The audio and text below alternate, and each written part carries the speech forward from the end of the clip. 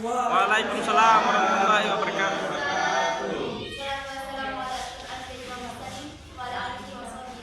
So.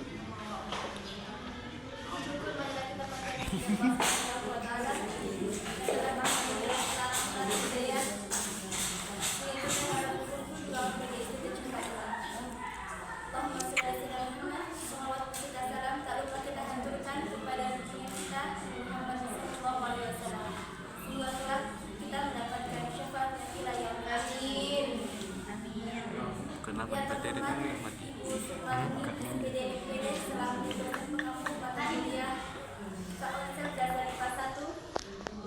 Yang saya hormati, teman-teman sekelompok saya, dengan sungguh saya hormati dan banggakan teman-teman seiman seperjuangan yang sungguh dirahmati oleh Allah Subhanahu wa Ta'ala. Amin, amin, rabbal alamin.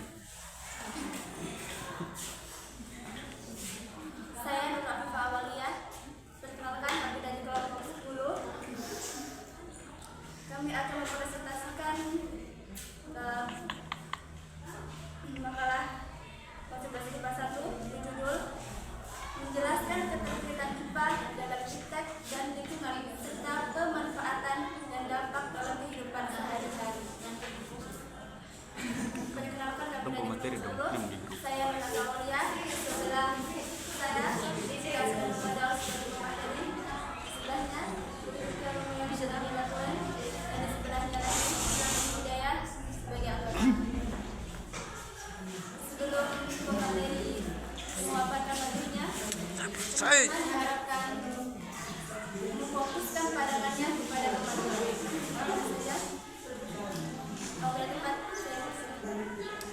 Baik, sebelumnya teman-teman minta perhatiannya supaya kalau materi berjalan, kalau yang saya paham di sesi pertanyaan bisa bertanya. Acak mesej bermain. Oke, sebelumnya terima kasih moderator yang sudah memberikan saya kesempatan untuk mewakili teman-teman kelompok 10 dalam mempresentasikan atau menjelaskan materi makalah kami dengan judul materi menjelaskan keterkaitan IPA dalam iptek dan lingkungan serta pemanfaatan dan dampak dalam kehidupan sehari-hari.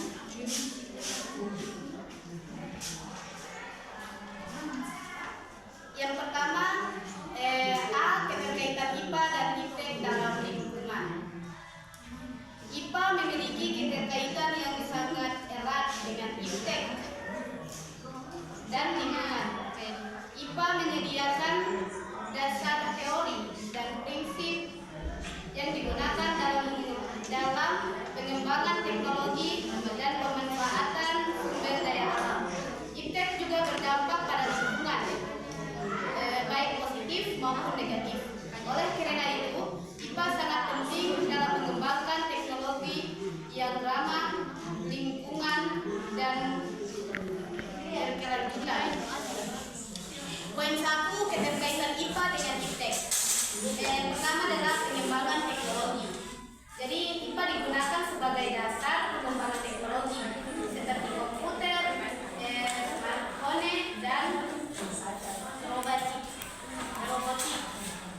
Yang kedua adalah inovasi. IPA digunakan untuk mengembangkan inovasi baru seperti energi terbarukan, teknologi pengolahan limbah, dan sistem transportasi yang lebih efisien.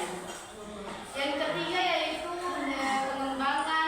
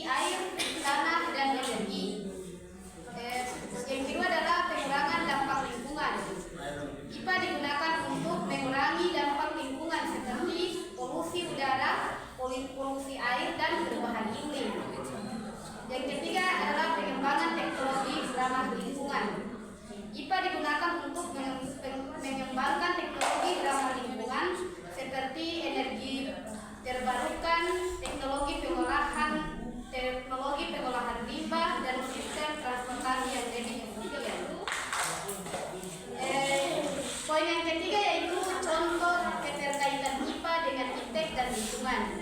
Yang pertama adalah pengembangan energi terbarukan. IPA digunakan untuk mengembangkan energi terbarukan seperti energi surya, energi angin, dan energi hidro.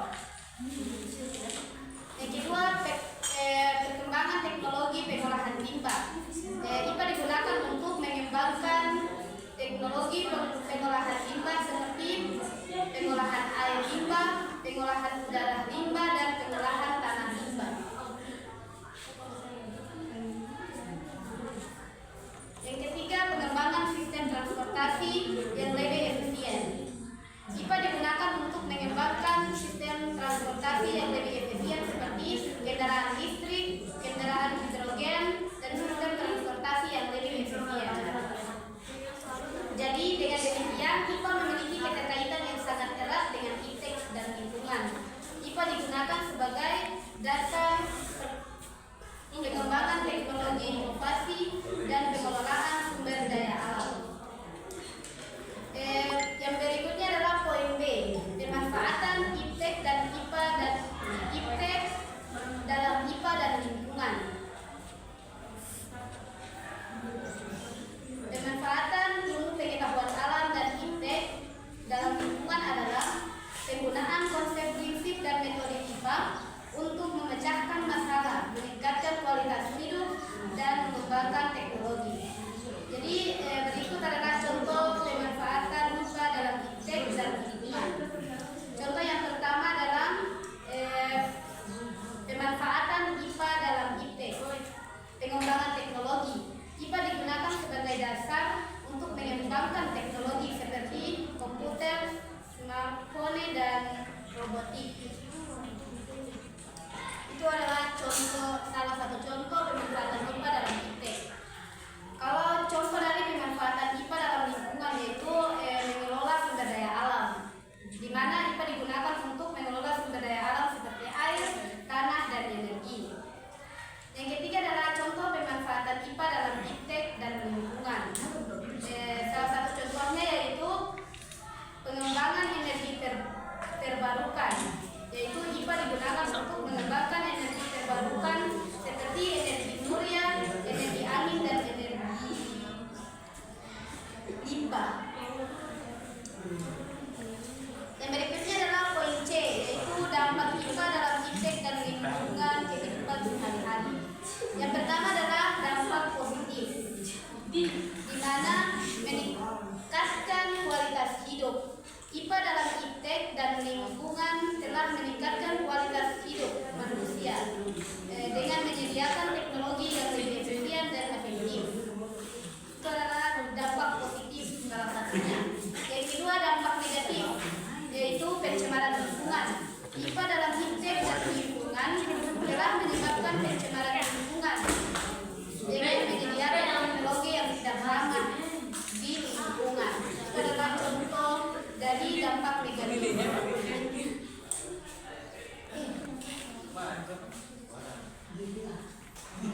Poin D, IPA dapat digunakan untuk meningkatkan kualitas lingkungan dan kehidupan sehari-hari. Yang pertama adalah kualitas lingkungan, mengelola sumber daya alam. Yang kedua, pengurangan polusi. Yang ketiga, pengembangan teknologi. Poin yang kedua, meningkatkan kualitas kehidupan sehari-hari. Yang pertama, pengembangan teknologi, pengembangan sistem, dan pengembangan teknologi informasi. Yang ketiga adalah contoh penggunaan IPA, pengembangan energi terbarukan, pengembangan teknologi, dan pengembangan sistem. Baik teman-teman, itulah hasil pemaparan materi singkat dari kami. Kurang dan lebihnya saya mohon maaf. Waktu saya kembalikan kepada Widodo. Baik, kita masuk pada sesi tanya jawab. Bagi teman-teman, saya ingin bertanya. Terima kasih dan jawabannya. Seperti yang telah disinggung oleh pemateri tadi bahwa ilmu pengetahuan itu dapat membantu mengatasi masalah lingkungan seperti polusi dan polusi udara. Yang saya tanyakan bagaimana cara kerja bagaimana cara kerja ilmu pengetahuan ini dapat mengatasi polusi udara. Cara kerjanya. Bagaimana cara kerja ilmu pengetahuan untuk mengatasi polusi udara?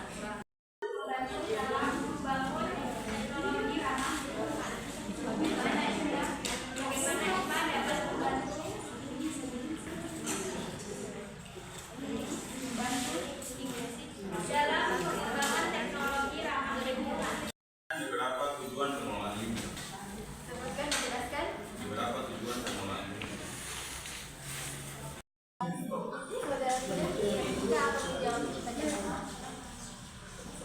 Terima kasih kepada moderator yang telah memberi saya waktu untuk menjawab pertanyaan dari saudari Istri. Ini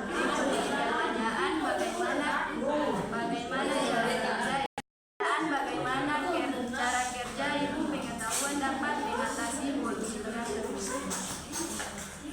Ilmu pengetahuan dapat mengatasi polusi udara dengan beberapa cara seperti satu, pemantauan diri. Cara ilmu pengetahuan dapat digunakan untuk memantau kualitas udara dengan menggunakan sensor dan teknologi lainnya untuk mendeteksi tingkat polusi udara. 2. Identifikasi sumber polusi. Ilmu pengetahuan dapat digunakan untuk mengidentifikasi sumber polusi udara seperti industri, kendaraan bermotor, dan pembakaran bahan bakar fosil. 3. Pengembangan teknologi bersih.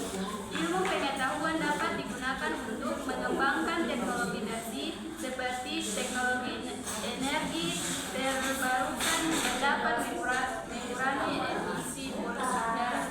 Mungkin itu saja. Terima kasih atas jawabannya. Bisa saya kasih tambahan sedikit? Tadi yang saya bisa terima dari poin B, kalau untuk poin A dan poin B,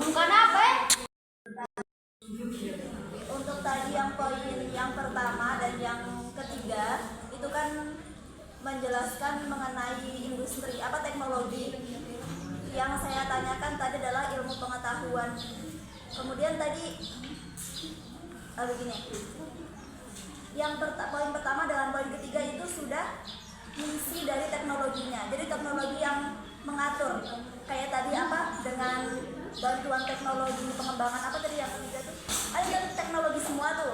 Ya tadi saya tanyakan yang pertama dengan ilmunya. Kalau ilmu itu kan belum untuk praktek atau memang ada penjelasan lebih lanjut atau memang demikian penjelasannya atau bagaimana? Kalau setahu saya kalau ilmu pengetahuan berarti masih dengan ilmunya. Kalau untuk tadi makanya dibedakan antara ilmu pengetahuan dan ilmu teknologi. Kalau yang tadi penjelasannya mengenai langsung teknologi praktek. Menjelaskan beberapa tujuan pengolahan limbah.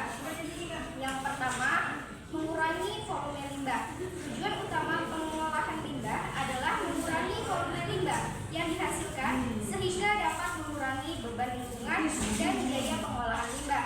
Yang kedua, menghilangkan bahaya limbah. Pengolahan limbah bertujuan untuk menghilangkan bahaya limbah seperti korosivitas dan reaktivitas sehingga dapat mengurangi resiko terhadap kesehatan manusia dan lingkungan. Yang ketiga, menghasilkan produk berguna.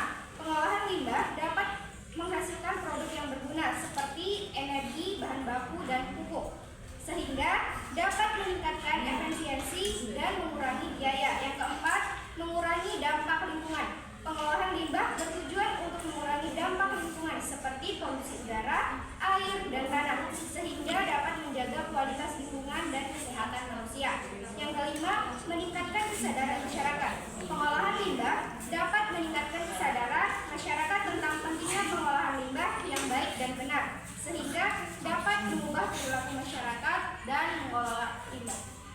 Bagaimana saudara? Terima kasih. Baik, terima kasih saudara moderator atas kesempatan yang kedua kalinya untuk menjawab pertanyaan dari saudara Istri. Ini tuh dengan pertanyaan yaitu bagaimana cara kerja ilmu pengetahuannya dapat mengatasi mengatasi polusi udara. Berarti pertanyaannya hanya ilmu pengetahuan begitu yang dapat mengatasi. Yang